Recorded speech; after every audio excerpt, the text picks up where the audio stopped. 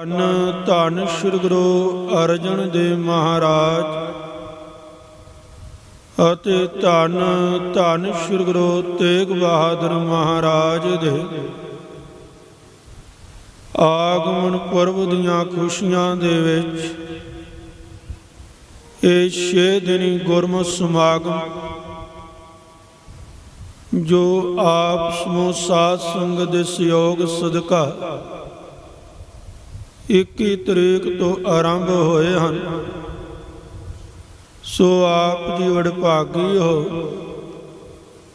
ਜੋ ਕਿ ਨਿਰੰਤਰ 21 ਤਰੀਕ ਤੋਂ ਇਸੇ ਤਰ੍ਹਾਂ ਹੀ ਸੰਧਿਆ ਵੇਲੇ ਦੇ ਇਹਨਾਂ ਦੀਵਾਨਾਂ ਦੇ ਵਿੱਚ ਵੱਧ ਚੜ੍ਹ ਕੇ ਉਤਸ਼ਾਹ ਸਦਕਾ ਗੁਰੂ ਦਰਬਾਰ ਦੇ ਅੰਦਰ ਹਾਜ਼ਰੀਆਂ ਭਰਨਾ ਕਰ ਰਹੇ।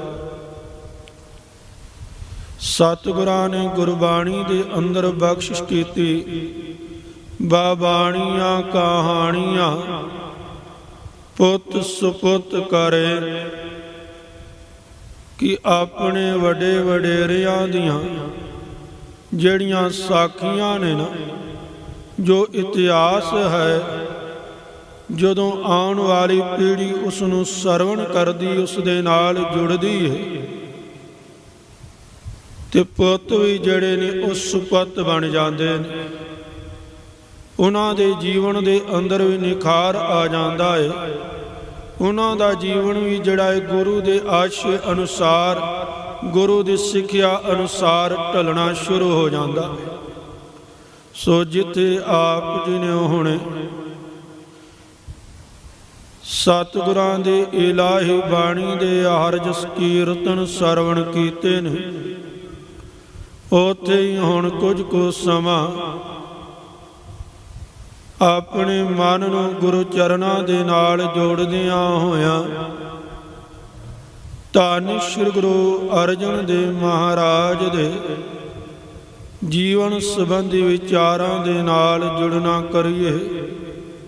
ਵਿਚਾਰਾਂ ਦੀ ਆਰੰਭਤਾ ਕਰਨ ਤੋਂ ਪਹਿਲਾਂ ਸਾਹਿਬੇ ਕਮਾਲ ਅੰਮ੍ਰਿਤ ਕੇ ਦਾਤੇ ਸਰਬੰਸ ਦਾਨੀ ਧੰਨ ਸ੍ਰੀ ਗੁਰੂ ਗੋਬਿੰਦ ਸਿੰਘ ਮਹਾਰਾਜ ਦੁਆਰਾ ਬਖਸ਼ਿਸ਼ ਗੁਰਫਤਿਹ ਪ੍ਰਵਾਨ ਕਰੋ ਜੀ। ਤੇ ਆਖੋ ਜੀ ਵਾਹਿਗੁਰੂ ਜੀ ਕਾ ਖਾਲਸਾ, ਵਾਹਿਗੁਰੂ ਜੀ ਕੀ ਫਤਿਹ। ਧੰਨ ਸ੍ਰੀ ਗੁਰੂ ਅਰਜਨ ਦੇਵ ਮਹਾਰਾਜ ਦੀ ਵਡਿਆਈ ਕਰਦਿਆਂ ਹੋਇਆਂ ਉਹਨਾਂ ਦੇ ਬਾਬਤ, ਉਹਨਾਂ ਦੀ ਉਸਤਤ ਦੇ ਵਿੱਚ ਪਾਠ ਸਾਹਿਬਾਨ ਨੇ ਸੋਈਆਂ ਦੇ ਅੰਦਰ ਕਿਰਪਾ ਕੀਤੀ ਕਿ ਗੁਰ ਰਾਮਦਾਸ ਘਰ ਕੀਓ ਪਰਗਾਸਾ, ਸਗਲ ਮਨੋਰਥ ਪੂਰੀ ਆਸਾ, ਤੈ ਜਨਮਤ ਗੁਰਮਤ ਬ੍ਰਹਮ ਪਛਾਣਿਓ, ਕਲ ਜੋੜ ਕਰ ਸੁਜਸ ਵਖਾਣਿਓ। ਕਿ ਧੰਨ ਸ੍ਰੀ ਗੁਰੂ ਰਾਮਦਾਸ ਮਹਾਰਾਜ ਜਿਨ੍ਹਾਂ ਦੇ ਗ੍ਰਹਿ ਵਿਖੇ ਆਪ ਜੀ ਨੇ ਮਾਤਾ ਭਾਣੀ ਜੀ ਦੀ ਕੁੱਖੋਂ ਗੋਇੰਦਵਾਲ ਸਾਹਿਬ ਦੀ ਪਾਵਨ ਧਰਤੀ ਦੇ ਉੱਤੇ ਇਸ ਸੰਸਾਰ ਦੇ ਅੰਦਰ ਅਵਤਾਰ ਧਾਰੇ। ਆਪ ਜੀ ਦਾ ਪ੍ਰਕਾਸ਼ ਹੋਇਆ, ਆਪ ਜੀ ਦਾ ਆਗਮਨ ਹੋਇਆ ਤੇ ਜਨਮ ਤੋਂ ਹੀ ਗੁਰਮਤਿ ਆਪ ਜੀ ਨੂੰ ਗੁੜਤੀ ਦੇ ਰੂਪ ਵਿੱਚ ਪ੍ਰਾਪਤ ਹੋਈ। ਧੰਨ ਸ੍ਰੀ ਗੁਰੂ ਨਾਨਕ ਦੇਵ ਮਹਾਰਾਜ ਤੇ ਉਹਨਾਂ ਤੋਂ ਬਾਅਦ ਧੰਨ ਸ੍ਰੀ ਗੁਰੂ ਅਰਜਨ ਦੇਵ ਮਹਾਰਾਜ ਜਿਨ੍ਹਾਂ ਨੂੰ ਸ਼ੁਰੂਆਤ ਤੋਂ ਹੀ, ਆਰੰਭਤਾ ਤੋਂ ਹੀ ਗੁਰਮਤਿ ਦਾ ਗਿਆਨ, ਗੁਰਮਤਿ ਦੀ ਸੋਝੀ ਪ੍ਰਾਪਤ। ਧੰਨ ਸ੍ਰੀ ਗੁਰੂ ਅੰਗਦ ਦੇਵ ਮਹਾਰਾਜ ਤੇ ਧੰਨ ਸ੍ਰੀ ਗੁਰੂ ਅਮਰਦਾਸ ਮਹਾਰਾਜ ਤੇ ਧੰਨ ਸ੍ਰੀ ਗੁਰੂ ਰਾਮਦਾਸ ਮਹਾਰਾਜ ਜਿਨ੍ਹਾਂ ਨੂੰ ਜੀਵਨ ਦੇ ਕਈ ਵਰ੍ਹੇ ਗੁਜ਼ਾਰਨ ਤੋਂ ਬਾਅਦ ਤੇ ਗੁਰੂ ਮਹਾਰਾਜ ਦੀ ਕਈ ਵਰ੍ਹਿਆਂ ਤੱਕ ਸੇਵਾ ਕਰਨ ਤੋਂ ਬਾਅਦ ਗੁਰਮਤਿ ਦਾ ਅਸਲ ਗਿਆਨ ਜਿਹੜਾ ਹੈ ਉਹ ਪ੍ਰਾਪਤ ਹੋਇਆ ਸੀ।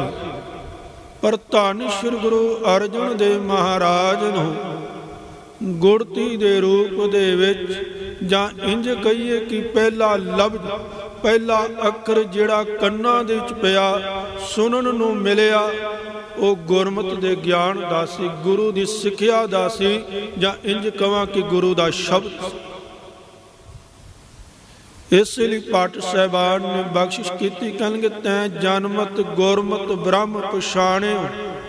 ਜਨਮ ਤੋਂ ਜਿਸ ਸਮੇਂ ਆਪ ਜੀ ਦਾ ਇਸ ਸੰਸਾਰ ਦੇ ਅੰਦਰ ਆਗਮਨ ਹੋਇਆ ਹੈ, ਆਪ ਜੀ ਨੇ ਜਨਮ ਲਿਆ ਹੈ, ਜਨਮ ਤੋਂ ਹੀ ਆਪ ਜੀ ਨੂੰ ਗੁਰਮਤਿ ਦਾ ਗਿਆਨ ਪ੍ਰਾਪਤ ਹੋਇਆ। ਕਿਉਂਕਿ ਸੰਸਾਰ ਦੇ ਅੰਦਰ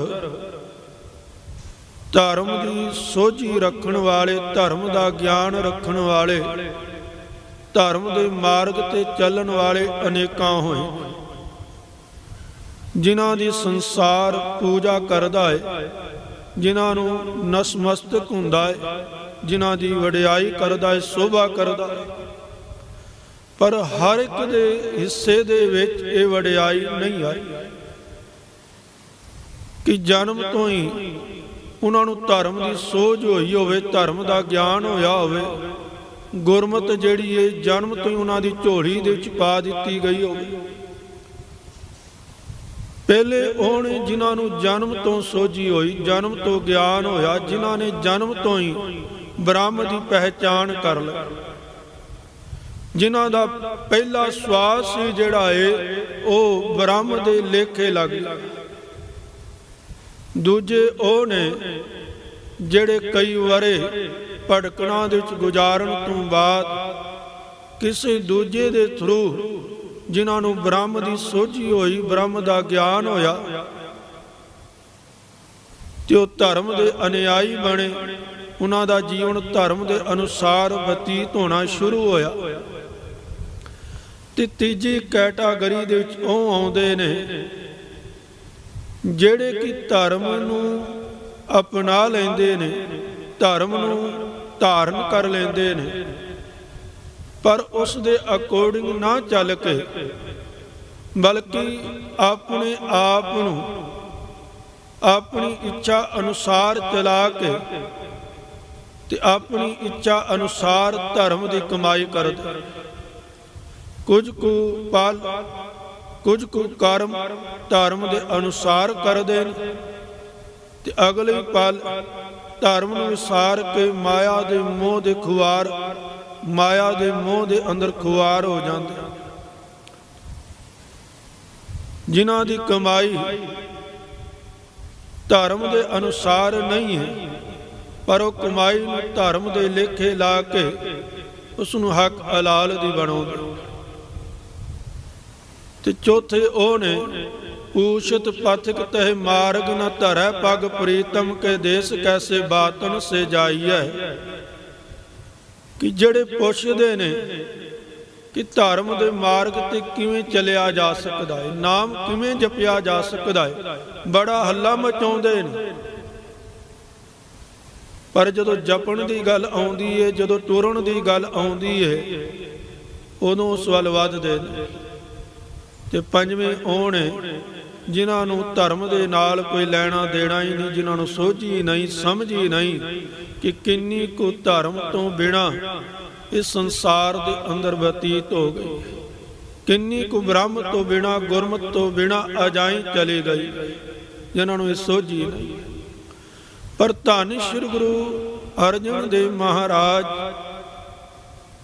ਉਹ ਨੇ ਜਿਨ੍ਹਾਂ ਨੂੰ ਜਨਮ ਤੋਂ ਹੀ, ਸ਼ੁਰੂਆਤ ਤੋਂ ਹੀ ਬ੍ਰਹਮ ਦੀ ਸੋਝ ਹੋਈ, ਬ੍ਰਹਮ ਦਾ ਗਿਆਨ ਹੋਇਆ। ਤੇ ਇਸੇ ਲਈ ਪਾਠ ਸਾਹਿਬਾਨ ਨੇ ਬਖਸ਼ਿਸ਼ ਕੀਤੀ, ਕਹਿੰਗੇ ਤਤ ਵਿਚਾਰ ਜਹ ਮਥੁਰਾ ਜਗ ਤਾਰਨ ਕੋ ਅਵਤਾਰ ਬਣਾਇਓ। ਜਪਿਓ ਜਿਨ ਅਰਜਨ ਦੇਵ ਗੁਰੂ ਫਿਰ ਸੰਕਟ ਜੋਨ ਗਰਭ ਨਾ।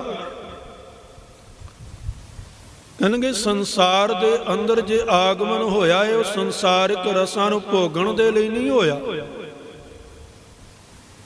ਸੰਸਾਰਿਕ ਰੰਗ ਤਮਾਸ਼ਿਆਂ ਦੇ ਲਈ ਨਹੀਂ ਹੋਇਆ, ਐਸ਼ੋ ਇਸ਼ਰਤ ਦੇ ਲਈ ਨਹੀਂ ਹੋਇਆ, ਬਲਕਿ ਇਹ ਜਨਮ, ਇਹ ਅਵਤਾਰ, ਇਹ ਆਗਮਨ, ਇਸ ਸੰਸਾਰ ਦੇ ਅੰਦਰ ਆਉਣਾ। ਕਹਿੰਦੇ ਤਤ ਵਿਚਾਰ ਜਹ ਮਥੁਰਾ, ਜਗ ਤਾਰਨ ਕੋ ਅਵਤਾਰ ਬਣਾਇਓ। ਬਲਕਿ ਆਪਣੇ ਉਧਾਰ ਦੇ ਲਈ ਨਹੀਂ, ਬਲਕਿ ਇਹ ਜਨਮ ਜਿਹੜਾ ਏ ਉਹ ਦੂਜਿਆਂ ਦੇ ਉਧਾਰ ਦੇ ਲਈ ਹੋਇਆ। ਤੇ ਜਿਨ੍ਹਾਂ ਨੇ ਜਪਿਆ ਹੈ ਫਿਰ ਸੰਕਟ ਜੋਨ ਗਰਭ ਨਾ ਆਇਓ। ਕਹਿੰਦੇ ਉਹ ਫਿਰ ਜਨਮ ਮਰਨ ਦੇ ਗੇੜ ਦੇ ਵਿੱਚ ਨਹੀਂ ਆਉਂਦੇ।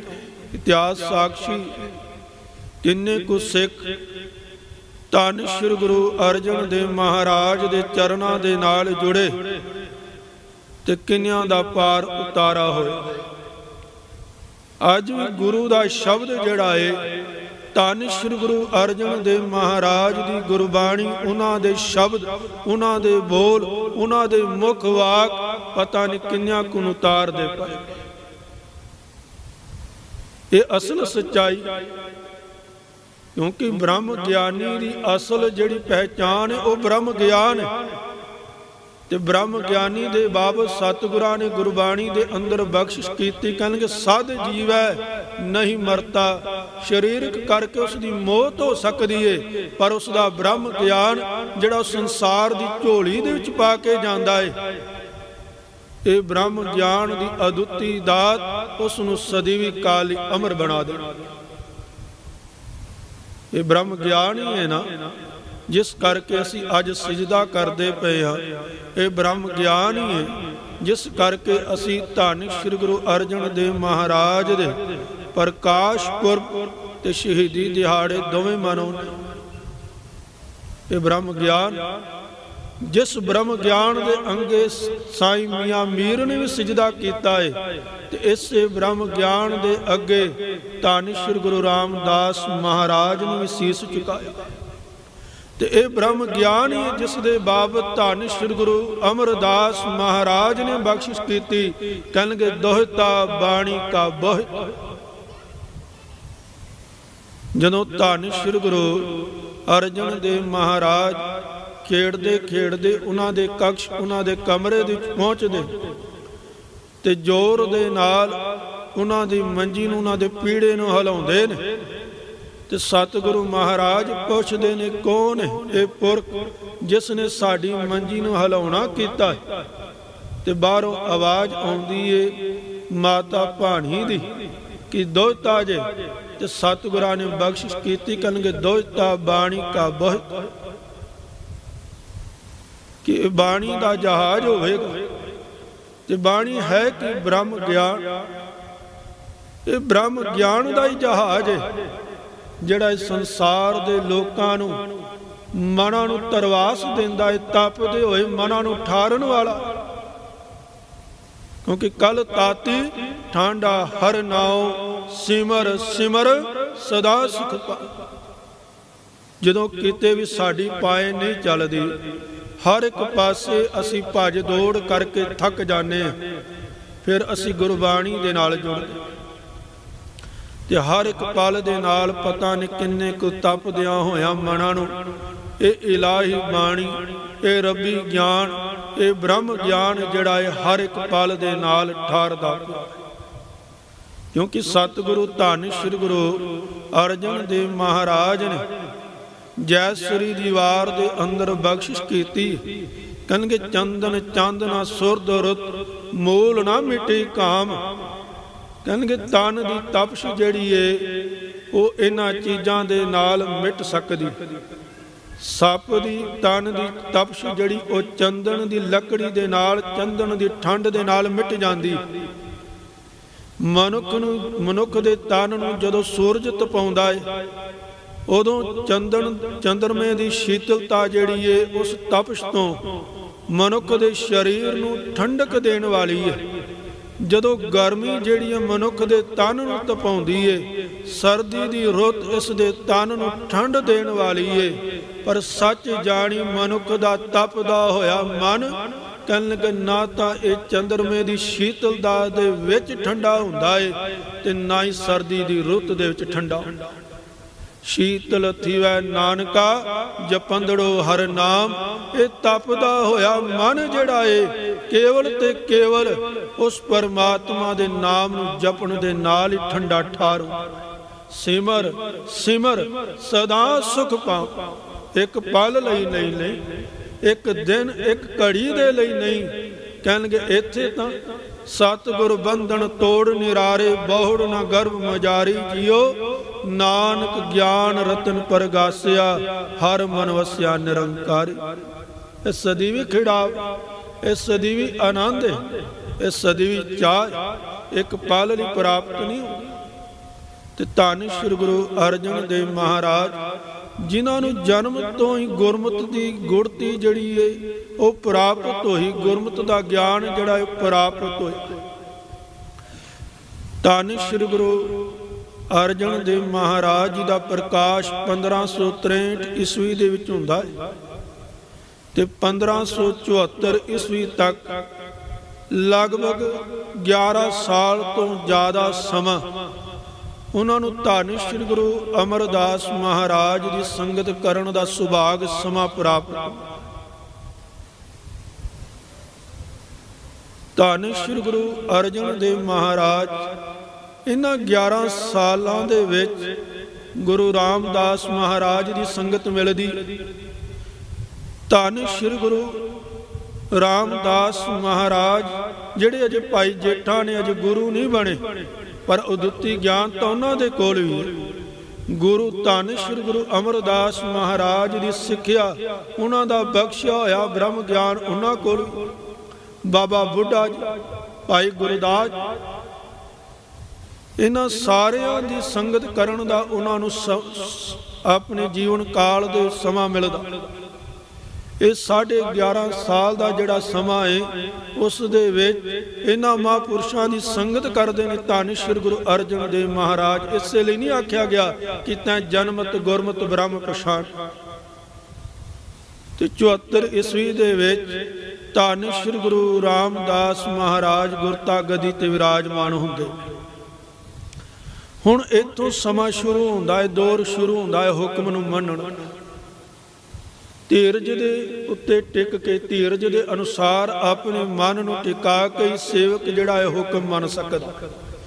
ਕਿਉਂਕਿ ਜਦੋਂ ਕਿਸੇ ਦੀ ਸੇਵਾ ਕਰਨੀ ਹੋਵੇ ਨਾ ਤੇ ਮਨ ਦੇ ਅੰਦਰ ਸਬਰ ਦਾ, ਧੀਰਜ ਦਾ ਹੋਣਾ ਬਹੁਤ ਜ਼ਰੂਰੀ।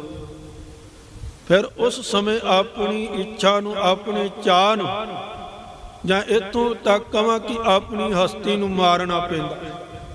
ਧੰਨ ਸ੍ਰੀ ਗੁਰੂ ਅਮਰਦਾਸ ਮਹਾਰਾਜ ਦੇ ਬਚਨ ਅਸੀਂ ਹਰ ਰੋਜ਼ ਪੜ੍ਹਦੇ ਹਾਂ ਕਿ ਜੇ ਕੋ ਸਿੱਖ ਗੁਰੂ ਸੇਤੀ ਸਨਮੁਖ ਹੋਵੇ ਤਾਂ ਸਿੱਖ ਸਨਮੁਖ ਕੋ ਜਿਉ ਰਹਿ ਗੁਰੂ ਨਾਲੇ ਗੁਰ ਕੈ ਚਰਨ ਹਿਰਦੈ ਧਿਆਏ ਅੰਤਰ ਆਤਮੈ ਸੰਭਾਲੇ। ਤੇ ਅੱਗੇ ਸਤਿਗੁਰਾਂ ਨੇ ਬਖਸ਼ਿਸ਼ ਕੀਤੀ, ਕਹਿਣਗੇ ਆਪ ਛੱਡ ਸਦਾ ਰਹਿ ਪਰਨੈ ਗੁਰ ਬਿਨ ਅਵਰ ਨਾ ਜਾਣੈ ਕੋ। ਕਹਿਣਗੇ ਆਪਣੀ ਹਸਤੀ ਨੂੰ ਖਤਮ ਕਰ ਦਓ, ਆਪਣਾ ਆਪ ਮਿਟਾ ਦੇਵੇ, ਜੀਂਦੇ ਜੀ ਮੁਰਦੇ ਵਾਲੀ ਅਵਸਥਾ ਦੇ ਵਿੱਚ ਆ ਜਾਵੇ। ਆਪ ਛੱਡ ਸਦਾ ਰਹਿ ਪਰਨੈ ਗੁਰੂ ਦੇ ਦਰ ਤੇ ਪਿਆ ਰਵੇ ਤੇ ਸੱਚ ਜਾਣੀ ਆਪਣੇ ਇਸ਼ਟ ਤੋਂ, ਆਪਣੇ ਗੁਰੂ ਤੋਂ ਬਿਨਾਂ ਹੋਰ ਕਿਸੇ ਦੀ ਆਸ, ਕਿਸੇ ਦੀ ਮੁਹਤਾਜੀ ਵੀ ਨਾ ਤੱਕਦਾ। ਇੱਥੇ ਫਿਰ ਧੀਰਜ ਤੇ ਸਬਰ ਦਾ ਹੋਣਾ ਬਹੁਤ ਜ਼ਰੂਰੀ। ਜਿਹਦੇ ਅੰਦਰ ਧੀਰਜ ਨਹੀਂ, ਸਬਰ ਨਹੀਂ, ਉਹ ਕਦੀ ਸੇਵਾ ਨਹੀਂ ਕਮਾ ਸਕਦਾ। ਇਤਿਹਾਸ ਸਾਖੀ ਜਿਨ੍ਹਾਂ ਦੇ ਕੋਲ ਧੀਰਜ ਨਹੀਂ ਸੀ, ਸਬਰ ਨਹੀਂ ਸੀ, ਉਹਨਾਂ ਨੇ ਪਲਾਂ ਵਿੱਚ ਜਵਾਬ ਦਿੱਤੇ। ਉਹਨਾਂ ਅੱਗੋਂ ਮੋਹਰੀ ਹੋ ਕੇ ਜਵਾਬ ਦਿੱਤੇ। ਉਹਨਾਂ ਇੱਥੋਂ ਤੱਕ ਕਹਿ ਦਿੱਤਾ ਕਿ ਤੁਸੀਂ ਹੁਣ ਸਠਿਆ ਗਏ ਹੋ, ਤੁਹਾਡੀ ਉਮਰ ਜ਼ਿਆਦਾ ਹੋ ਗਈ ਹੈ, ਤੁਸੀਂ ਬੁੱਢੇ ਹੋ ਗਏ ਹੋ, ਸਠਿਆ ਗਏ ਹੋ, ਹੁਣ ਤੁਹਾਨੂੰ ਯਾਦ ਹੀ ਨਹੀਂ ਰਹਿੰਦਾ ਕਿ ਤੁਸੀਂ ਪਹਿਲਾਂ ਕੀ ਕਿਹਾ ਸੀ ਤੇ ਹੁਣ ਕੀ ਕਹੇ। ਇਹ ਬੋਲ ਨੇ ਉਹਨਾਂ ਦੇ ਜਿਨ੍ਹਾਂ ਦੇ ਅੰਦਰ ਧੀਰਜ ਨਹੀਂ, ਜਿਨ੍ਹਾਂ ਦੇ ਅੰਦਰ ਸਬਰ ਨਹੀਂ। ਪਰ ਜਿਨ੍ਹਾਂ ਦੇ ਅੰਦਰ ਧੀਰਜ ਸੀ, ਜਿਨ੍ਹਾਂ ਦੇ ਅੰਦਰ ਸਬਰ ਸੀ, ਉਹਨਾਂ ਹੱਥ ਜੋੜ ਕੇ ਇੱਕੋ ਬੇਨਤੀ ਕੀਤੀ ਕਿ ਸਤਿਗੁਰੂ ਮਹਾਰਾਜ, ਜਿੰਨੀ ਤੁਹਾਡੇ ਭਾਣੇ ਦੇ ਵਿੱਚ ਲੰਘਣੀ ਸੀ ਓਨੀ ਲੰਘ ਗਈ, ਤੇ ਜਿੰਨੀ ਤੁਹਾਡੇ ਭਾਣੇ ਦੇ ਵਿੱਚ ਰਹਿਣੀ ਸੀ ਓਨੀ ਸ਼ੇਸ਼ ਰਹਿ ਗਈ। ਕਿ ਮੇਰੇ ਦੇ ਵਿੱਚ ਸਮਰਥਾ ਨਹੀਂ, ਕਿ ਮੈਂ ਤੁਹਾਡੇ ਅਨੁਸਾਰ ਕੁਝ ਬਣਾ ਸਕਾਂ, ਤੁਹਾਡੇ ਕਹੇ ਅਨੁਸਾਰ ਆਪਣੇ ਕਰਮ ਨੂੰ ਕਰ ਸਕਾਂ। ਤੁਸੀਂ ਮੇਰੇ ਉੱਤੇ ਕਿਰਪਾ ਕਰੋ, ਤਾਈਓ ਮੈਂ ਤੁਹਾਡੇ ਅਕੋਰਡਿੰਗ ਚੱਲ ਸਕਾਂ। ਇਹ ਉਹਨਾਂ ਦੇ ਬੋਲ ਨੇ ਜਿਨ੍ਹਾਂ ਅੰਦਰ ਧੀਰਜ ਹੈ, ਜਿਨ੍ਹਾਂ ਅੰਦਰ ਸਬਰ। ਤੇ ਧੰਨ ਸ੍ਰੀ ਗੁਰੂ ਰਾਮਦਾਸ ਮਹਾਰਾਜ ਆਪ ਸਾਰੇ ਜਾਣਦੇ ਹੋ, ਉਹਨਾਂ ਦਾ ਪਿਛੋਕੜ ਲਾਹੌਰ ਦੇ ਨਾਲ ਸੰਬੰਧ ਰੱਖਦਾ। ਚੂਨਾ ਮੰਡੀ ਲਾਹੌਰ ਜੋ ਸਤਿਗੁਰਾਂ ਦਾ ਅਵਤਾਰ ਸਥਾਨ, ਜਿੱਥੇ ਸਤਿਗੁਰਾਂ ਦਾ ਆਗਮਨ ਹੋਇਆ। ਇਤਿਹਾਸ ਦੇ ਅੰਦਰ ਜ਼ਿਕਰ ਮਿਲਦਾ ਹੈ ਕਿ ਉਹਨਾਂ ਦੇ ਤਾਏ ਦਾ ਪੁੱਤ ਸਿਹਾਰੀ ਮਲ, ਜਿਸ ਦੇ ਘਰ ਦੇ ਵਿੱਚ ਵਿਆਹ, ਉਹ ਸਤਿਗੁਰੂ ਮਹਾਰਾਜ ਦੇ ਕੋਲ ਆਉਂਦਾ ਹੈ ਵਿਆਹ ਦਾ ਸੱਦਾ ਪੱਤਰ ਦੇਣ। ਹੁਣ ਸਤਿਗੁਰੂ ਮਹਾਰਾਜ ਸਿਹਾਰੀ ਮਲ ਨੂੰ ਆਖਣਾ ਕਰਦੇ ਨੇ ਕਿ ਜੇ ਅਸੀਂ ਗਏ ਤੇ ਤੈਨੂੰ ਬਹੁਤ ਉੱਚੇ ਪੱਧਰ ਤੇ ਫਿਰ ਪ੍ਰਬੰਧ ਕਰਨੇ ਪੈਣ, ਕਿਉਂਕਿ ਧੰਨ ਸ੍ਰੀ ਗੁਰੂ ਰਾਮਦਾਸ ਮਹਾਰਾਜ ਉਸ ਸਮੇਂ ਗੁਰੂ ਬਣ ਗਏ। ਸੰਗਤਾਂ ਉਹਨਾਂ ਦੇ ਨਾਲ ਜੁੜੀਆਂ ਨੇ। ਤੇ ਜਦੋਂ ਲਾਹੌਰ ਦੀ ਧਰਤੀ ਦੇ ਵਿੱਚ ਖਬਰ ਪਹੁੰਚੇ ਕਿ ਦੀਨ ਦੁਨੀ ਦਾ ਮਾਲਕ ਲਾਹੌਰ ਦੀ ਧਰਤੀ ਦੇ ਵਿੱਚ ਆ ਰਿਹਾ ਹੈ, ਚੂਨਾ ਮੰਡੀ ਲਾਹੌਰ ਦੇ ਵਿੱਚ ਆ ਰਿਹਾ ਹੈ, ਤੇ ਫਿਰ ਸੰਗਤਾਂ ਕਿਵੇਂ ਦਰਸ਼ਨ ਕਰਨ ਆਉਣ? ਕਿਵੇਂ ਕੋਈ ਉਹਨਾਂ ਨੂੰ ਰੋਕ ਸਕਦਾ? ਕਿਉਂਕਿ ਇੱਥੇ ਤਾਂ ਗੁਰੂ ਦੀ ਬਾਣੀ ਦੇ ਨਾਲ ਜੁੜੇ ਹੋਏ, ਚਾਹੇ ਕੀਰਤਨੀਏ ਨੇ, ਚਾਹੇ ਕਥਾਵਾਚਕ ਨੇ, ਜਦੋਂ ਸਾਨੂੰ ਇਹ ਪਤਾ ਲੱਗਦਾ ਹੈ ਕਿ ਉਹ ਪਹੁੰਚ ਰਹੇ ਨੇ, ਤੇ ਅਸੀਂ ਫਿਰ ਸਾਰੇ ਕੰਮਾਂ ਕਾਜਾਂ ਨੂੰ ਸੰਕੋਚ ਕੇ ਗੁਰੂ ਦੀ ਬਾਣੀ ਦਾ ਸਤਿਕਾਰ ਕਰਦਿਆਂ ਹੋਇਆਂ ਘੰਟੇ ਬੱਧੀ ਉਹਨਾਂ ਨੂੰ ਸ਼ਰਵਣ ਕਰਨ ਦੇ ਲਈ, ਸੁਣਨ ਦੇ ਲਈ ਗੁਰੂ ਘਰ ਦੇ ਵਿੱਚ ਆਉਨੇ। ਇੱਥੇ ਤਾਂ ਗੁਰੂ ਆਪ ਚੱਲ ਕੇ ਆ ਰਹੇ। ਕਹਿੰਦੇ ਜੇ ਅਸੀਂ ਗਏ ਤੇ ਤੁਹਾਨੂੰ ਉੱਚੇ ਪੱਧਰ ਤੇ ਪ੍ਰਬੰਧ ਕਰਨਾ ਪਵੇਗਾ, ਇਸ ਲਈ ਤੁਹਾਡਾ ਸੱਦਾ ਪੱਤਰ ਅਸੀਂ ਪ੍ਰਵਾਨ ਕਰਾਂਗੇ ਤੇ ਪਰਿਵਾਰ ਦੇ ਵਿੱਚੋਂ ਕਿਸੇ ਨਾ ਕਿਸੇ ਜੀ ਨੂੰ ਜ਼ਰੂਰ ਤੁਹਾਡੇ ਘਰ ਭੇਜਾਂਗੇ। ਹੁਣ ਜਦੋਂ ਸਮਾਂ ਨੇੜੇ ਆਇਆ ਤੇ ਧੰਨ ਸ੍ਰੀ ਗੁਰੂ ਰਾਮਦਾਸ ਮਹਾਰਾਜ ਨੇ ਬਾਬਾ ਪ੍ਰਿਥੀ ਚੰਦ, ਜਿਹੜੇ ਉਹਨਾਂ ਦੇ ਵੱਡੇ ਸੁਪੁੱਤਰ, ਉਹਨਾਂ ਨੂੰ ਆਪਣੇ ਕੋਲ ਬੁਲਾਇਆ ਤੇ ਆਖਣਾ ਕੀਤਾ ਕਿ ਤੁਸੀਂ ਚੂਨਾ ਮੰਡੀ ਲਾਹੌਰ ਜਾਓ, ਉੱਥੇ ਆਪਣੇ ਸ਼ਰੀਕੇ ਦੇ ਵਿੱਚ, ਪਰਿਵਾਰ ਦੇ ਵਿੱਚ ਵਿਆਹ, ਤੇ ਸਾਡੇ ਵੱਲੋਂ ਤੁਸੀਂ ਜਿਹੜਾ ਉੱਥੇ ਜਾ ਕੇ ਸ਼ਿਰਕਤ ਕਰੋ, ਸਮੂਲੀਅਤ ਕਰੋ, ਉਸ ਵਿਆਹ ਦੇ ਵਿੱਚ ਸ਼ਾਮਲ ਹੋਵੋ। ਤੇ ਬਾਬਾ ਪ੍ਰਿਥੀ ਚੰਦ ਨੇ ਸਾਫ਼ ਤੌਰ ਤੇ ਮਨਾਹੀ ਕਰ ਦਿੱਤੀ, ਇਨਕਾਰ ਕਰ ਦਿੱਤਾ। ਹਵਾਲਾ ਕਿਸ ਚੀਜ਼ ਦਾ ਦਿੱਤਾ ਹੈ ਕਿ ਜਿੰਨਾ ਵੀ ਪ੍ਰਬੰਧਕ ਢਾਂਚਾ ਜਿੰਨਾ ਵੀ, ਉਹ ਸਾਰੇ ਦਾ ਸਾਰਾ ਮੇਰੀ ਦੇਖ ਰੇਖ ਦੇ ਵਿੱਚ, ਤੇ ਜੇ ਮੈਂ ਚਲਾ ਗਿਆ ਤੇ ਸਾਰਾ ਪ੍ਰਬੰਧਕੀ ਢਾਂਚਾ ਜਿਹੜਾ ਹੈ ਉਹ ਖਰਾਬ ਹੋ ਜਾਵੇਗਾ, ਸਾਰਾ ਕੁਝ ਜਿਹੜਾ ਉਥਲ ਪੁਥਲ ਹੋ ਜਾਵੇਗਾ। ਇਸ ਲਈ ਮੇਰਾ ਜਾਣਾ ਤਾਂ ਬਣਦਾ ਹੀ, ਮੇਰਾ ਜਾਣਾ ਤਾਂ ਬੜਾ ਔਖਾ ਹੈ, ਕਿਉਂਕਿ ਦੂਜੇ ਪਾਸੇ ਲਾਲਚ ਕਿ ਜੇ ਮੈਂ ਚਲਾ ਗਿਆ ਤੇ ਅਰਜਨ ਜਿਹੜਾ ਉਹ ਚਹੀਤਾ ਹੈ, ਪਿਆਰਾ ਹੈ ਸਤਿਗੁਰੂ ਦਾ, ਗੁਰੂ ਪਿਤਾ ਦਾ, ਤੇ ਹੋ ਸਕਦਾ ਹੈ ਮੈਨੂੰ ਭੇਜ ਕੇ ਬਾਅਦ ਦੇ ਵਿੱਚ ਗੁਰੂ ਪਿਤਾ ਜਿਹੜੇ ਨੇ ਇਸ ਨੂੰ ਗੁਰੂ ਬਣਾ ਦੇਣ ਤੇ ਮੈਨੂੰ ਗੁਰਤਾ ਗੱਦੀ ਨਾ ਮਿਲੇ। ਤੇ ਕੁਝ ਸੰਸਾਰਿਕ ਰੀਜਨ ਦੇ ਕੇ ਉਸਨੇ ਜਾਣ ਤੋਂ ਇਨਕਾਰ ਕਰ ਦਿੱਤਾ। ਮਹਾਦੇਵ ਨੂੰ ਆਖਿਆ, ਉਸਨੇ ਕਿਹਾ, ਕਹਿਣ ਲੱਗੇ ਕੌਣ ਰਿਸ਼ਤੇਦਾਰ? ਇਸ ਸੰਸਾਰ ਦੇ ਅੰਦਰ ਕੋਈ ਸਾਗ ਸੰਬੰਧੀ ਨਹੀਂ, ਕੋਈ ਚਾਚਾ ਨਹੀਂ, ਕੋਈ ਤਾਇਆ ਨਹੀਂ, ਕੋਈ ਮਾਂ ਪਿਓ ਨਹੀਂ। ਕਹਿੰਦੇ ਮੈਂ ਕਿਸੇ ਵੀ ਰਿਸ਼ਤੇ ਦੇ ਅੰਦਰ ਨਹੀਂ ਬੱਝਾ ਹੋਇਆ, ਮੈਂ ਨਹੀਂ ਜਾ ਸਕਦਾ। ਹੁਣ ਧੰਨ ਸ੍ਰੀ ਗੁਰੂ ਅਰਜਨ ਦੇਵ ਮਹਾਰਾਜ ਨੂੰ ਬੁਲਾਇਆ, ਉਹਨਾਂ ਹੱਥ ਜੋੜ ਕੇ ਬੇਨਤੀ ਕੀਤੀ ਕਿ ਤੁਹਾਡਾ ਜਿਵੇਂ ਹੁਕਮ ਹੋਵੇ ਮੈਂ ਉਸ ਨੂੰ ਖਿੜੇ ਮੱਥੇ ਪ੍ਰਵਾਨ ਕਰਾਂਗਾ। ਜਿਸ ਸਮੇਂ ਤੁਸੀਂ ਆਖੋਗੇ ਉਸੇ ਪਲ, ਉਸੇ ਘੜੀ, ਬਿਨਾਂ ਦੇਰ ਕੀਤਿਆਂ ਮੈਂ ਜਾਵਾਂ। ਧੰਨ ਸ੍ਰੀ ਗੁਰੂ ਅਰਜਨ ਦੇਵ ਮਹਾਰਾਜ ਨੇ ਜਾਣਾ ਮੰਨ ਲਿਆ ਤੇ ਚੂਨਾ ਮੰਡੀ ਲਾਹੌਰ ਚਲੇ ਗਏ। ਕਈ ਦਿਨ ਉੱਥੇ ਬਤੀਤ ਕੀਤੇ ਤੇ ਸਤਿਗੁਰਾਂ ਨੇ ਜਾਣ ਤੋਂ ਪਹਿਲਾਂ ਖਾਸ ਹਿਦਾਇਤ ਕੀਤੀ ਕਿ ਜਿੰਨੀ ਦੇਰ ਤੱਕ ਅਸੀਂ ਨਹੀਂ ਬੁਲਾਵਾਂਗੇ ਉਨੀ ਦੇਰ ਤੱਕ ਤੁਸੀਂ ਵਾਪਸ ਨਹੀਂ ਆਉਣਾ। ਹੁਣ ਇੱਕ ਪਾਸੇ ਮਨ ਜਿਹੜਾ ਹੈ ਭੋਰਾ ਹੈ ਗੁਰੂ ਦੇ ਦਰਸ਼ਨਾਂ ਦਾ, ਮਨ ਦੇ ਅੰਦਰ ਹਰ ਇੱਕ ਪਲ ਦੇ ਨਾਲ ਗੁਰੂ ਦੇ ਦਰਸ਼ਨ ਕਰਨ ਦੀ ਤਾਂਘ ਵੱਜੀ ਹੋਈ, ਤੇ ਉਸ ਸਮੇਂ ਦੂਜੇ ਪਾਸੇ ਗੁਰੂ ਦਾ ਹੁਕਮ। ਇੱਕ ਪਾਸੇ ਮਨ ਤੜਫਦਾ ਮਨ ਲੋਚੈ ਗੁਰ ਦਰਸ਼ਨ ਤਾਈ ਬਿਲਪ ਕਰੇ ਚਾਤਰਿਕ ਕੀ ਨਿਆਈ ਤਿਖਾ ਨ ਉਤਰੈ ਸ਼ਾਂਤ ਨ ਆਵੈ ਬਿਨ ਦੇਖੇ ਸੰਤ ਪਿਆਰੇ ਜੀ।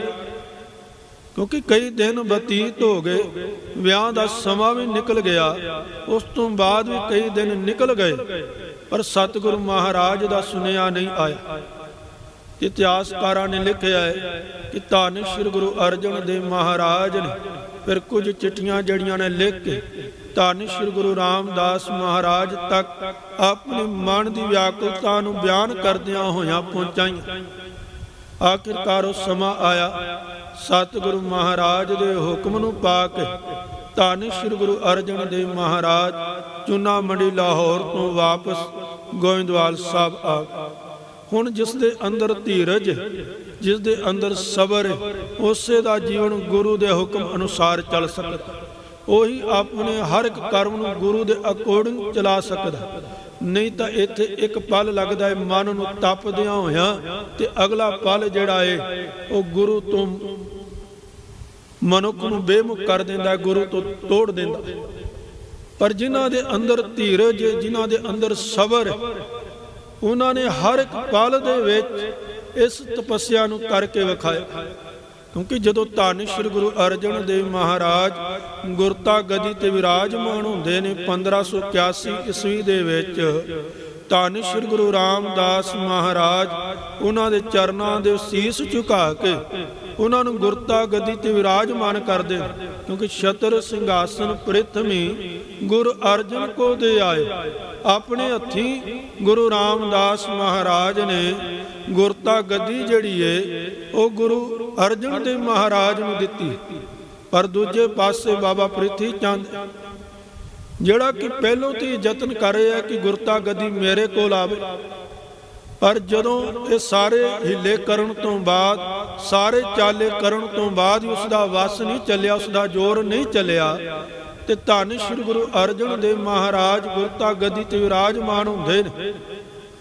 ਤੇ ਸੱਚ ਜਾਣਨਾ ਸਭ ਤੋਂ ਜ਼ਿਆਦਾ ਦੁੱਖ, ਸਭ ਤੋਂ ਜ਼ਿਆਦਾ ਪੀੜਾ ਜਿਹੜੀ ਏ ਮਨੁੱਖ ਜਦੋਂ ਕੁਝ ਪਲੈਨਿੰਗ ਕਰਦਾ ਹੈ ਆਪਣੀ ਇੱਛਾ ਦੇ ਅਨੁਸਾਰ, ਆਪਣੀ ਚਾਹਨਾ ਨੂੰ ਪੂਰੀ ਕਰਨ ਦੇ ਲਈ, ਤੇ ਉਹ ਪਲੈਨਿੰਗ ਜਿਹੜੀ ਸਫਲ ਨਾ ਹੋਵੇ ਨਾ, ਤੇ ਫਿਰ ਕਈ ਸਾਲਾਂ ਤੱਕ ਉਸ ਦੀ ਟੀਸ ਜਿਹੜੀ ਮਨ ਦੇ ਅੰਦਰ ਇਸੇ ਤਰ੍ਹਾਂ ਬਣੀ ਰਹਿੰਦੀ। ਤੇ ਇਹੀ ਹਾਲਤ ਜਿਹੜੀ ਸੀ ਬਾਬਾ ਪ੍ਰਿਥੀ ਚੰਦ ਸੀ। ਇੱਕ ਮੌਕਾ ਜਿਹੜਾ ਸੀ ਉਸ ਦੇ ਹੱਥੋਂ ਨਿਕਲ ਗਿਆ ਸੀ। ਹੁਣ ਉਹ ਚਾਹੁੰਦਾ ਸੀ ਕਿ ਕਿਸੇ ਸਿਆਣਪ ਦੇ ਨਾਲ, ਕਿਸੇ ਚਲਾਕੀ ਦੇ ਨਾਲ, ਕਿਸੇ ਹੁਜਤ ਦੇ ਨਾਲ ਮੈਂ ਇਹ ਗੁਰਤਾ ਗੱਦੀ ਜਿਹੜੀ ਹਥਿਆ ਲਵਾਂ, ਇਸ ਨੂੰ ਗੁਰੂ ਅਰਜਨ ਦੇਵ ਜੀ ਦੇ ਕੋਲੋਂ ਖੋਹ ਲਵਾਂ, ਛਿਨ ਲਵਾਂ। ਇਸ ਲਈ ਉਸ ਨੇ ਕਈ ਵਾਰ ਸ਼ਿਕਾਇਤਾਂ ਵੀ ਕੀਤੀਆਂ ਮੁਗਲ ਦਰਬਾਰ ਦੇ ਵਿੱਚ, ਬੀਰਬਲ ਦੇ ਅੱਗੇ।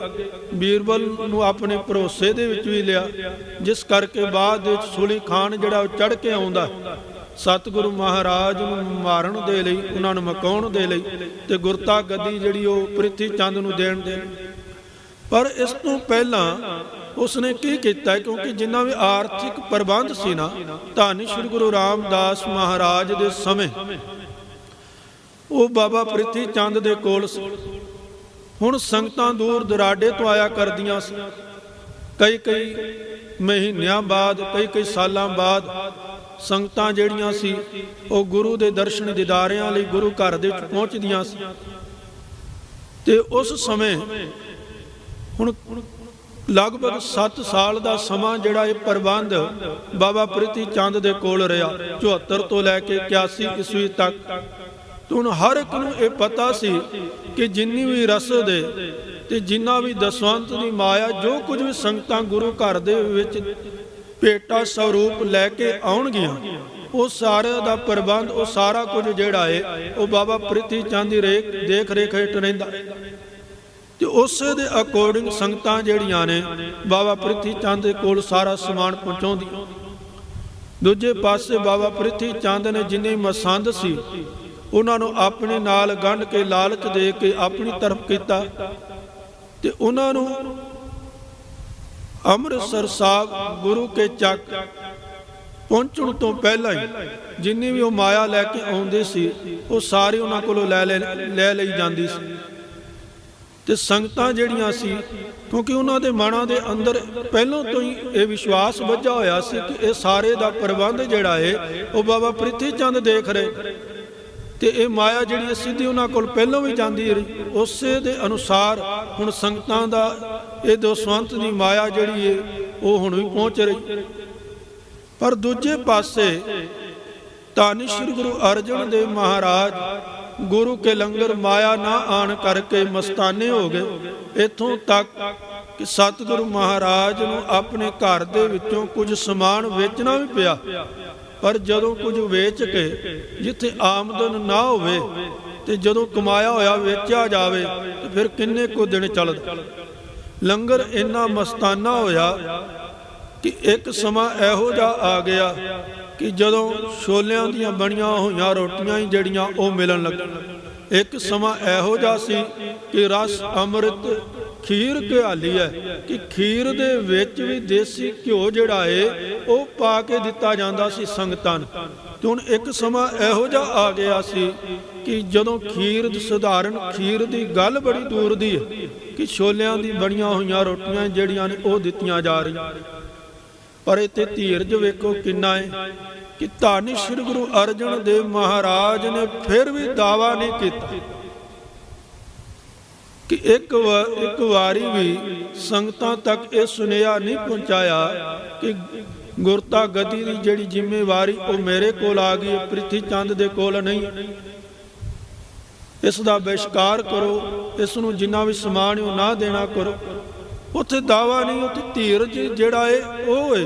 ਤੇ ਉੱਥੇ ਸਤਿਗੁਰੂ ਮਹਾਰਾਜ ਪੂਰਨ ਤੌਰ ਤੇ ਸ਼ਾਂਤੀ ਦੇ ਪਹੁੰਚ ਸਹਿਜ ਅਵਸਥਾ ਦੇ ਵਿੱਚ ਟਿਕੇ ਹੋਏ, ਕਿਉਂਕਿ ਧੰਨ ਸ੍ਰੀ ਗੁਰੂ ਤੇਗ ਬਹਾਦਰ ਮਹਾਰਾਜ ਉਹਨਾਂ ਦਾ ਇਤਿਹਾਸ ਅਸੀਂ ਪੜ੍ਹਦੇ ਹਾਂ। ਜਦੋਂ ਮੱਖਣ ਸ਼ਾਹ ਲਬਾਣੇ ਦੇ ਥਰੂ ਜਦੋਂ ਸਤਿਗੁਰੂ ਮਹਾਰਾਜ ਪ੍ਰਤੱਖ ਤੌਰ ਤੇ ਸਾਹਮਣੇ ਆਉਂਦੇ ਨੇ ਤੇ ਉਸ ਸਮੇਂ ਜਦੋਂ ਇਹ ਪਤਾ ਚੱਲਦਾ ਹੈ ਬਕਾਲੇ ਦੀ ਧਰਤੀ ਤੇ ਕਿ ਧੰਨ ਸ੍ਰੀ ਗੁਰੂ ਹਰਿਕ੍ਰਿਸ਼ਨ ਸਾਹਿਬ ਮਹਾਰਾਜ ਇਹ ਹੋਕਾ ਦੇ ਗਏ ਨੇ, ਇਹ ਬਚਨ ਕਹਿ ਗਏ ਨੇ ਕਿ ਅਗਲੇ ਗੁਰੂ ਜਿਹੜੇ ਨੇ ਉਹ ਬਕਾਲੇ ਦੀ ਧਰਤੀ ਨੇ ਤੇ ਲਗਭਗ 22 ਮੰਜੀਆਂ ਲੱਗ ਜਾਂਦੀਆਂ ਨੇ। ਇੱਥੇ ਦਾਅਵੇ ਪੇਸ਼ ਕੀਤੇ ਜਾਂਦੇ ਨੇ ਕਿ ਮੈਂ ਗੁਰੂ ਹਾਂ, ਮੈਨੂੰ ਗੁਰੂ ਦੀ ਬਖਸ਼ਿਸ਼ ਪ੍ਰਾਪਤ ਹੋਈ, ਮੈਨੂੰ ਸਤਿਗੁਰੂ ਮਹਾਰਾਜ ਗੁਰਤਾ ਗੱਦੀ ਤੇ ਵਿਰਾਜਮਾਨ ਕਰ ਗਏ। ਪਰ ਜਿਸ ਦੇ ਉੱਤੇ ਬਖਸ਼ਿਸ਼ ਹੋਈ, ਜਿਹੜਾ ਅਸਲ ਗੁਰੂ ਹੈ, ਉਹ ਭੋਰੇ ਦੇ ਵਿੱਚੋਂ ਬਾਹਰ ਆ ਕੇ ਉਸਨੇ ਦਾਵਾ ਨਹੀਂ ਕੀਤਾ, ਕਿਉਂਕਿ ਇੱਥੇ ਕਿਸੇ ਗੱਲ ਦਾ ਦਾਵਾ ਨਹੀਂ, ਨਾ ਤਾਂ ਪ੍ਰਾਪਤੀ ਤੋਂ ਪਹਿਲਾਂ ਹੈ ਤੇ ਨਾ ਪ੍ਰਾਪਤੀ ਤੋਂ ਬਾਅਦ ਕੀਤਾ। ਧੰਨ ਸ੍ਰੀ ਗੁਰੂ ਅਰਜਨ ਦੇਵ ਮਹਾਰਾਜ ਦਾ ਵੀ ਇਹ ਜੀਵਨ ਹੈ ਤੇ ਧੰਨ ਸ੍ਰੀ ਗੁਰੂ ਤੇਗ ਬਹਾਦਰ ਮਹਾਰਾਜ ਦਾ ਵੀ ਉਸੇ ਤਰ੍ਹਾਂ ਦਾ ਜੀਵਨ ਹੈ ਕਿ ਪਹਿਲਾਂ ਵੀ ਦਾਵਾ ਨਹੀਂ ਹੈ। ਸਤਿਗੁਰੂ ਮਹਾਰਾਜ ਦੇ ਹੁਕਮਾਂ ਅਨੁਸਾਰ ਕਈ ਸਾਲਾਂ ਬੱਧੀ ਬਕਾਲੇ ਦੀ ਧਰਤੀ ਤੇ ਉਹ ਤਪੱਸਿਆ ਕਰਦੇ ਨੇ, ਬੰਦਗੀ ਕਰਦੇ ਨੇ। ਤੇ ਜਦੋਂ ਪਤਾ ਚੱਲਦਾ ਹੈ ਕਿ ਧੰਨ ਸ੍ਰੀ ਗੁਰੂ ਹਰਿਕ੍ਰਿਸ਼ਨ ਸਾਹਿਬ ਮਹਾਰਾਜ ਇਹ ਬਚਨ ਕਹਿ ਗਏ ਕਿ ਅਗਲੇ ਗੁਰੂ ਬਕਾਲੇ ਦੀ ਧਰਤੀ ਤੇ ਨੇ, ਤੇ ਬਾਹਰ ਨਿਕਲ ਕੇ ਦਾਵਾ ਨਹੀਂ ਕੀਤਾ, ਨਾ ਉਸ ਤੋਂ ਪਹਿਲਾਂ ਕੀਤਾ, ਕਿਉਂਕਿ ਉਹਨਾਂ ਤੋਂ ਪਹਿਲਾਂ ਧੰਨ ਸ੍ਰੀ ਗੁਰੂ ਹਰਿ ਰਾਏ ਸਾਹਿਬ ਮਹਾਰਾਜ ਤੇ ਧੰਨ ਸ੍ਰੀ ਗੁਰੂ ਹਰਿਕ੍ਰਿਸ਼ਨ ਸਾਹਿਬ ਮਹਾਰਾਜ ਗੁਰੂ ਬਣੇ, ਜਿਹੜੇ ਉਹਨਾਂ ਤੋਂ ਕਾਫੀ ਛੋਟੇ ਤੇ ਉਹਨਾਂ ਦੇ ਆਉਣ ਵਾਲੀਆਂ ਪੀੜ੍ਹੀਆਂ ਦੇ ਵਿੱਚੋਂ ਨੇ। ਇੱਕ ਜਿਹੜਾ ਹੈ ਉਹਨਾਂ ਦਾ ਪੁੱਤਰ ਸਮਾਨ, ਇੱਕ ਜਿਹੜਾ ਉਹਨਾਂ ਦਾ ਪੁੱਤਰ ਆ। ਪਰ ਉੱਥੇ ਦਾਵਾ ਨਹੀਂ ਕੀਤਾ ਗਿਆ ਕਿ ਇਹਨਾਂ ਨੂੰ ਗੁਰਤਾ ਗੱਦੀ ਤੇ ਬਿਠਾਇਆ ਜਾ ਰਿਹਾ, ਮੈਨੂੰ ਕਿਉਂ ਨਹੀਂ। ਪਰ ਜਦੋਂ ਬਖਸ਼ਿਸ਼ ਹੋ ਗਈ ਫਿਰ ਵੀ ਦਾਵਾ ਨਹੀਂ ਕੀਤਾ, ਬਾਹਰ ਨਿਕਲ ਕੇ ਆਖਿਆ ਨਹੀਂ ਕਿ 22 ਮੰਜੀਆਂ ਜਿਹੜੀਆਂ ਲੱਗੀਆਂ ਨੇ ਇਹਨਾਂ ਦੇ ਵਿੱਚੋਂ ਕੋਈ ਗੁਰੂ ਨਹੀਂ, ਅਸਲ ਦੇ ਵਿੱਚ ਗੁਰੂ ਮੈਂ ਨਹੀਂ। ਉੱਥੇ ਸਤਿਗੁਰੂ ਮਹਾਰਾਜ ਨੇ ਇੱਕ ਪਲ ਲਈ ਇਹ ਵਡਿਆਈ ਆਪਣੇ ਮੁਖਾਰ ਬਿੰਦ ਤੋਂ ਜਤਾਈ ਨਹੀਂ। ਤੇ ਇਹੀ ਧੀਰਜ, ਇਹੀ ਸਬਰ, ਇਹੀ ਸੰਤੋਖ ਜਿਹੜਾ ਹੈ ਉਹ ਧੰਨ ਸ੍ਰੀ ਗੁਰੂ ਅਰਜਨ ਦੇਵ ਮਹਾਰਾਜ ਦੇ ਅੰਦਰ। ਲੰਗਰ ਮਸਤਾਨਾ ਹੋ ਗਿਆ, ਘਰੋਂ ਸਮਾਨ ਵੇਚ ਕੇ ਆਈਆਂ ਹੋਈਆਂ ਸੰਗਤਾਂ ਦੀ ਸੇਵਾ ਕਰਨੀ ਪੈ ਗਈ। ਪਰ ਉਸ ਧੀਰਜ ਨੇ ਉਸ ਸਬਰ ਨੇ ਜਵਾਬ ਨਹੀਂ ਦਿੱਤਾ, ਫਿਰ ਵੀ ਦਾਵਾ ਨਹੀਂ ਕੀਤਾ ਕਿ ਮੈਂ ਗੁਰੂ ਬਣ ਗਿਆ ਤੇ ਸੰਗਤਾਂ ਜਿਹੜੀਆਂ ਨੇ ਮੈਨੂੰ ਗੁਰੂ ਮੰਨਣ, ਮੇਰੇ ਤੱਕ ਭੇਟਾਵਾਂ ਪਹੁੰਚਾਣ ਨਹੀਂ। ਕਈ ਦਿਨਾਂ ਤੱਕ ਇਸੇ ਤਰ੍ਹਾਂ ਚੱਲਦਾ। ਫਿਰ ਭਾਈ ਗੁਰਦਾਸ ਜੀ ਜਦੋਂ ਆਪਣੀ ਪ੍ਰਚਾਰਕ ਫੇਰੀ ਦੇ ਦੌਰਾਨ ਵਾਪਸ ਆਉਂਦੇ ਨੇ, ਉਹਨਾਂ ਨੂੰ ਸਾਰੇ ਹਾਲਾਤ ਦਾ ਜਾਇਜ਼ਾ ਮਿਲਦਾ ਹੈ। ਫਿਰ ਉਹ ਸਿੱਖਾਂ ਨੂੰ ਨਾਲ ਲੈ ਕੇ ਸੰਗਤਾਂ ਤੱਕ ਪਹੁੰਚ ਕਰਦੇ ਨੇ। ਫਿਰ ਸੰਗਤਾਂ ਜਿਹੜੀਆਂ ਨੇ ਬਾਬਾ ਪ੍ਰਿਥੀ ਚੰਦ ਨੂੰ ਛੱਡ ਕੇ ਸਿੱਧੀ ਮਾਇਆ ਗੁਰੂ ਘਰ ਪਹੁੰਚਾਣੀਆਂ ਕਰ। ਇੱਥੇ ਬਸ ਨਹੀਂ, ਧੀਰਜ ਵੇਖੋ ਕਿੰਨਾ ਹੈ। ਧੰਨ ਸ੍ਰੀ ਗੁਰੂ ਅਰਜਨ ਦੇਵ ਮਹਾਰਾਜ ਦੇ ਘਰ ਆਪ ਸਾਰੇ ਜਾਣਦੇ ਹੋ, ਕਈ ਸਾਲਾਂ ਬਾਅਦ ਜਿਹੜੀ ਔਲਾਦ ਹੁੰਦੀ, ਧੰਨ ਸ੍ਰੀ ਗੁਰੂ ਹਰਗੋਬਿੰਦ ਸਾਹਿਬ ਮਹਾਰਾਜ ਦਾ ਆਗਮਨ ਹੁੰਦਾ ਹੈ, ਉਹਨਾਂ ਦਾ ਪ੍ਰਕਾਸ਼ ਹੁੰਦਾ ਹੈ। ਪਰ ਉਹ ਧੀਰਜ ਆਪ ਜੀ ਵੇਖੋ ਕਿੰਨਾ, ਸਬਰ ਕਿੰਨਾ ਹੈ। ਉਸ ਤੋਂ ਪਹਿਲਾਂ ਜਿਹੜੇ ਬਾਬਾ ਪ੍ਰਿਥੀ ਚੰਦ ਦੇ ਮਹਿਲ ਨੇ, ਉਹਨਾਂ ਨੇ ਜਿਹੜੇ ਬੋਲ ਕਹੇ ਉਹ ਮਨ ਨੂੰ ਤਪਾ ਦੇਣ ਵਾਲੇ ਨੇ, ਜਾਂ ਇੰਜ ਕਹਾਂ ਕਿ ਚੰਗੇ ਇਨਸਾਨ ਨੂੰ ਜਿਸ ਦਾ ਮਨ ਕਠੋਰ ਹੋਵੇ ਉਸ ਨੂੰ ਵੀ ਰਵਾ ਦੇਣ ਵਾਲੇ ਨੇ ਕਿ ਇਹ ਓਤਰੇ ਨੇ, ਇਹਨਾਂ ਓਤਰੇ ਹੀ ਚਲੇ ਜਾਣ। ਓਤਰੇ ਸ਼ਬਦ ਕਿਸ ਦੇ ਲਈ ਵਰਤਿਆ ਜਾਂਦਾ ਹੈ? ਜਿਸ ਦੇ ਘਰ ਔਲਾਦ ਨਾ ਹੋਵੇ, ਜਿਸ ਦਾ ਜੀਵਨ ਔਲਾਦ ਤੋਂ ਸਖਣਾ ਹੋਵੇ। ਤੇ ਸਿੱਧੇ ਤੌਰ ਤੇ ਇੱਕ ਸ਼ਰਾਪ ਦਿੱਤਾ ਜਾ ਰਿਹਾ ਹੈ ਕਿ ਇਸ ਦਾ ਜੀਵਨ ਔਲਾਦ ਤੋਂ ਬਿਨਾਂ ਸੀ। ਇਸ ਨੂੰ ਜਿੰਨੇ ਸਾਲ ਬਤੀਤ ਹੋ ਗਏ ਵਿਆਹ ਤੋਂ ਬਾਅਦ ਔਲਾਦ ਦਾ ਸੁੱਖ ਨਹੀਂ ਮਿਲਿਆ। ਇਹ ਓਤਰੇ ਸੀ, ਓਤਰੇ ਚਲੇ ਜਾਣਾ ਹੈ। ਆਉਣ ਵਾਲੇ ਸਮੇਂ ਦੇ ਵਿੱਚ ਇਸ ਦੇ ਘਰ ਔਲਾਦ ਨਹੀਂ ਹੋਣੀ, ਇਸ ਨੇ ਔਲਾਦ ਤੋਂ ਬਿਨਾਂ ਹੀ ਰਹਿਣਾ। ਉਸ ਸਮੇਂ ਧੀਰਜ ਨੇ, ਸਬਰ ਨੇ ਜਵਾਬ ਨਹੀਂ ਦਿੱਤਾ। ਤੇ ਜਦੋਂ ਘਰ ਦੇ ਵਿੱਚ ਕਈ ਸਾਲਾਂ ਬਾਅਦ ਧੰਨ ਸ੍ਰੀ ਗੁਰੂ ਹਰਗੋਬਿੰਦ ਸਾਹਿਬ ਮਹਾਰਾਜ ਦਾ ਮਾਤਾ ਗੰਗਾ ਜੀ ਦੀ ਕੁੱਖੋਂ ਆਗਮਨ ਹੁੰਦਾ ਹੈ, ਪ੍ਰਕਾਸ਼ ਹੁੰਦਾ ਹੈ, ਤੇ ਆਪ ਸਾਰੇ ਜਾਣਦੇ ਹੋ ਪ੍ਰਿਥੀ ਚੰਦ ਉਹਨਾਂ ਨੂੰ ਮਾਰਨ ਦੇ ਲਈ ਕਿੰਨੇ ਹਮਲੇ ਕਰਦਾ, ਕਿੰਨੀਆਂ ਵਿਉਂਤਾਂ ਬਣਾਉਂਦਾ। ਪਹਿਲੋਂ ਦਾਈ ਫੱਤੋ ਦੇ ਜ਼ਰੀਏ ਜ਼ਹਿਰ ਦੇਣ ਦੀ ਕੋਸ਼ਿਸ਼ ਕੀਤੀ, ਫਿਰ ਖਿਡਾਵੇ ਦੇ ਜ਼ਰੀਏ ਮਾਰਨ ਦੀ ਕੋਸ਼ਿਸ਼ ਕੀਤੀ, ਫਿਰ ਸਪੇਰੇ ਦੇ ਜ਼ਰੀਏ ਸੱਪ ਤੋਂ ਡੰਗ ਮਰਵਾ ਕੇ ਮਾਰਨ ਦੀ ਕੋਸ਼ਿਸ਼ ਕੀਤੀ। ਪਰ ਇੰਨਾ ਕੁਛ ਕਰਨ ਤੋਂ ਬਾਅਦ ਵੀ ਸਤਿਗੁਰੂ ਮਹਾਰਾਜ ਨੇ ਰੰਚਕ ਮਾਤਰ ਵੀ ਬਾਬਾ ਪ੍ਰਿਥੀ ਚੰਦ ਨੂੰ ਵਲਾਮਾ ਨਹੀਂ ਦਿੱਤਾ। ਇੱਥੋਂ ਤੱਕ ਜਦੋਂ ਦਾਈ ਜਿਹੜੀ ਹੈ ਆਪਣੇ ਦੁੱਧ ਦੇ ਜ਼ਰੀਏ ਜ਼ਹਿਰ ਲਾ ਕੇ ਬਾਲ ਰੂਪ ਦੇ ਵਿੱਚ ਹਰਗੋਬਿੰਦ ਨੂੰ ਪਿਆਣ ਦਾ ਯਤਨ ਕਰਦੀ ਹੈ, ਤੇ ਉਸ ਸਮੇਂ ਉਸ ਦੇ ਅੰਦਰ ਇਹੋ ਜਿਹਾ ਜ਼ਹਿਰ ਦੇ ਜ਼ਰੀਏ ਸੂਲ ਉੱਠਦਾ, ਉਹ ਜ਼ਹਿਰ ਜਿਹੜਾ ਉਸ ਅੰਦਰ ਹੀ ਅੰਦਰ ਉਸ ਦੇ ਅੰਦਰ ਇਹੋ ਜਿਹਾ ਅਸਰ ਕਰਦਾ ਹੈ ਕਿ ਉਸ ਦੇ ਸਰੀਰ ਦੇ ਅੰਦਰ ਇਹੋ ਜਿਹੀ ਤੜਫ ਉੱਠਦੀ ਏ ਕਿ ਹੱਥ ਪੈਰ ਮਾਰਦੀ ਹੋਈ ਇੰਨੀ ਜ਼ਿਆਦਾ ਉਹ ਦਰਦ ਨੂੰ ਸਹਾਰਦੀ ਏ ਕਿ ਮਿੱਟੀ ਤੱਕ ਪੁੱਟ ਦਿੰਦੀ। ਤੇ ਉਹ ਜਿਹੜੀ ਸਾਰਾ ਕੁਝ ਬਿਆਨ ਕਰਦੀ, ਸਾਰਾ ਕੁਝ ਦੱਸ ਕੇ ਜਾਂਦੀ, ਪਰ ਫਿਰ ਵੀ ਜਦੋਂ ਸੰਗਤਾਂ ਨੂੰ ਪਤਾ ਲੱਗਦਾ, ਸੰਗਤਾਂ ਦੇ ਵਿੱਚ ਰੋਸ ਭਰਦਾ ਕਿ ਇੰਨੇ ਸਾਲਾਂ ਬੱਧੀ ਲਗਭਗ ਜੇ ਵਿਚਾਰਿਆ ਜਾਵੇ ਤਾਂ ਸ਼ਾਇਦ 14 ਤੋਂ 15 ਸਾਲਾਂ ਬਾਅਦ ਧੰਨ ਸ੍ਰੀ ਗੁਰੂ ਹਰਗੋਬਿੰਦ ਸਾਹਿਬ ਮਹਾਰਾਜ ਦਾ ਪ੍ਰਕਾਸ਼ ਹੁੰਦਾ ਹੈ। ਧੰਨ ਸ੍ਰੀ ਗੁਰੂ ਅਰਜਨ ਦੇਵ ਮਹਾਰਾਜ ਦੇ ਵਿਆਹ ਤੋਂ ਬਾਅਦ, ਉਹਨਾਂ ਦੇ ਆਨੰਦ ਕਾਰਜ ਤੋਂ ਬਾਅਦ ਹੁਣ 14 ਸਾਲ ਦਾ ਸਮਾਂ ਉਡੀਕ ਦੇ ਵਿੱਚ ਲੰਘਿਆ ਹੋਵੇ, ਤੇ ਫਿਰ ਜੇ ਕੋਈ ਜਾਏ ਹੋਏ ਪੁੱਤਰ ਨੂੰ ਮਾਰਨ ਦੀ ਕੋਸ਼ਿਸ਼ ਕਰੇ ਤੇ ਸੱਚ ਜਾਣਨਾ ਹਰ ਇੱਕ ਸਬਰ ਦਾ ਬੰਨ ਟੁੱਟ ਜਾਂਦਾ, ਹਰ ਧੀਰਜ ਜਵਾਬ ਦੇ ਜਾਂਦਾ ਹੈ। ਪਰ ਸੰਗਤਾਂ ਦੇ ਬਾਰ-ਬਾਰ ਕਹਿਣ ਤੋਂ ਬਾਅਦ ਵੀ ਕਿ ਪੰਚਾਇਤ ਬੁਲਾਈ ਜਾਵੇ, ਬਾਬਾ ਪ੍ਰਿਥੀ ਚੰਦ ਦੇ ਉੱਤੇ ਦੋਸ਼ ਮੜੇ ਜਾਣ, ਉਹਨਾਂ ਨੂੰ ਇਸ ਦੀ ਸਜ਼ਾ ਦਿੱਤੀ ਜਾਵੇ। ਇੱਕ ਨਹੀਂ 3 ਹਮਲੇ ਕੀਤੇ। ਸੰਗਤਾਂ ਨੇ ਫਿਰ ਆਖਿਆ ਕਿ ਅਜੇ ਵੀ ਸਮਾਂ ਹੈ, ਪੰਚਾਇਤ ਬੁਲਾ ਲਈਏ, ਪਤਵੰਤੇ ਸੱਜਣਾ ਦੇ ਰਾਹੀਂ ਬਾਬਾ ਪ੍ਰਿਥੀ ਚੰਦ ਨੂੰ ਸਾਹਮਣੇ ਖੜਾ ਕਰਕੇ ਉਸ ਦੇ ਉੱਤੇ ਦੋਸ਼ ਮੜੀਏ, ਉਸ ਤੋਂ ਇਸ ਦਾ ਜਵਾਬ ਮੰਗੀਏ। ਪਰ ਸਤਿਗੁਰੂ ਮਹਾਰਾਜ ਨੇ ਸਾਹ ਮਨਾਈ। ਤੇ ਇਹੀ ਧੀਰਜ, ਇਹੀ ਸਬਰ ਜਿਹੜਾ ਸਤਿਗੁਰੂ ਮਹਾਰਾਜ ਨੂੰ ਬਾਅਦ ਦੇ ਵਿੱਚ ਤਤੀ ਤਵੀ ਤੇ ਬਿਠਾਉਂਦਾ ਹੈ। ਤੇ ਜਦੋਂ ਸਾਈਂ ਮੀਆਂ ਮੀਰ ਆਖਦਾ ਹੈ ਕਿ ਜੇ ਤੁਸੀਂ ਹੁਕਮ ਕਰੋ ਤੇ ਮੈਂ ਲਾਹੌਰ ਦੀ ਇੱਟ ਦੇ ਨਾਲ ਇੱਟ ਖੜਕਾ ਦੇਵਾਂ, ਨਸਮਾਂ ਬੂਤ ਕਰ ਦੇਵਾਂ, ਧਰਤੀ ਦੇ ਨਕਸ਼ੇ ਤੋਂ ਲਾਹੌਰ ਨੂੰ ਖਤਮ ਕਰ ਦੇਵਾਂ। ਤੇ ਉੱਤੇ ਸਤਿਗੁਰੂ ਮਹਾਰਾਜ ਇਸੇ ਧੀਰਜ ਦਾ, ਇਸੇ ਸਬਰ ਦਾ ਸਦਕਾ ਇੱਕ ਵਾਰ ਫਿਰ ਮਨਾਈ ਕਰ ਦਿੰਦੇ ਨੇ, ਮਨਾ ਕਰ ਦਿੰਦੇ ਨੇ। ਤੇ ਰਸਨਾ ਦੇ ਉੱਤੇ ਬੋਲ ਕੇ ਨੇ ਕਿ ਸੇਵਕ ਕੀ ਓੜਕ ਨਿਭੀ ਪ੍ਰੀਤ, ਜੀਵਤ ਸਾਹਿਬ ਸੇਵ ਆਪਣਾ ਚਲਤੇ ਰਾਖੀ। ਇਹੋ ਜੀ ਧੀਰਜ ਦੀ ਤੇ ਇਹੋ ਜੀ ਬ੍ਰਹਮ ਗਿਆਨ ਦੀ ਮੂਰਤ ਧੰਨ ਸ਼੍ਰੀ ਗੁਰੂ ਅਰਜਨ ਦੇਵ ਮਹਾਰਾਜ, ਜਿਨ੍ਹਾਂ ਦੀ ਸਭ ਤੋਂ ਅਮੁੱਲੀ ਦਾਤ ਗੁਰੂ ਸ਼ਬਦ ਗੁਰੂ ਗ੍ਰੰਥ ਸਾਹਿਬ ਮਹਾਰਾਜ, ਜੋ ਸਤਿਗੁਰੂ ਮਹਾਰਾਜ ਨੇ ਸਾਡੀ ਝੋਲੀ ਦੇ ਵਿੱਚ ਪਾਇਆ, ਜਿਹੜਾ ਇੱਕ ਧਰਮ ਦਾ, ਇੱਕ ਵਰਗ ਦਾ, ਇੱਕ ਮਜ਼ਹਬ ਦਾ ਨਹੀਂ, ਬਲਕਿ ਜਿਹੜਾ ਵੀ ਇਸ ਦੇ ਨਾਲ ਜੁੜੇ, ਉਹ ਚਾਹੇ ਛੋਟਾ ਹੈ ਚਾਹੇ ਵੱਡਾ ਹੈ, ਚਾਹੇ ਨੀਵਾਂ ਹੈ ਚਾਹੇ ਉੱਚਾ ਹੈ, ਚਾਹੇ ਕਿਸੇ ਵੀ ਧਰਮ ਦਾ ਹੋਵੇ, ਜਾਤ ਦਾ ਹੋਵੇ, ਵਰਗ ਦਾ ਹੋਵੇ, ਜੇ ਗੁਰੂ ਦੀ ਬਾਣੀ ਦੇ ਨਾਲ ਜੁੜੇ, ਇਹ ਗੁਰਬਾਣੀ ਉਸ ਦੇ ਧਰਮ ਦੇ ਮਾਰਗ ਨੂੰ ਵਿਕਸਿਤ ਕਰਦੀ, ਉਸ ਨੂੰ ਧਰਮ ਦੀ ਸੋਝੀ ਕਰਾਉਂਦੀ ਹੈ, ਉਸ ਨੂੰ ਬ੍ਰਹਮ ਗਿਆਨ ਦੀ ਸੋਝੀ ਕਰਾਉਂਦੀ। ਇਤਿਹਾਸ ਦੇ ਅੰਦਰ ਝਾਤੀ ਮਾਰੀਏ ਤੇ ਕਈ ਇਹੋ ਜਿਹੇ ਨੇ ਜਿਹੜੇ ਗੈਰ ਵਰਗ ਦੇ, ਗੈਰ ਧਰਮਾਂ ਦੇ ਹੋਏ, ਗੁਰੂ ਦੀ ਬਾਣੀ ਦੇ ਨਾਲ ਜੁੜੇ, ਤੇ ਉਹ ਆਪ ਕਹਿੰਦੇ ਨੇ ਗੁਰੂ ਦੀ ਬਾਣੀ ਨੇ ਉਹਨਾਂ ਦਾ ਉਧਾਰ ਕੀਤਾ। ਇਸ ਲਈ ਜ਼ਰੂਰਤ ਤੇ ਸਾਨੂੰ ਵੀ ਕਿ ਧੰਨ ਸ਼੍ਰੀ ਗੁਰੂ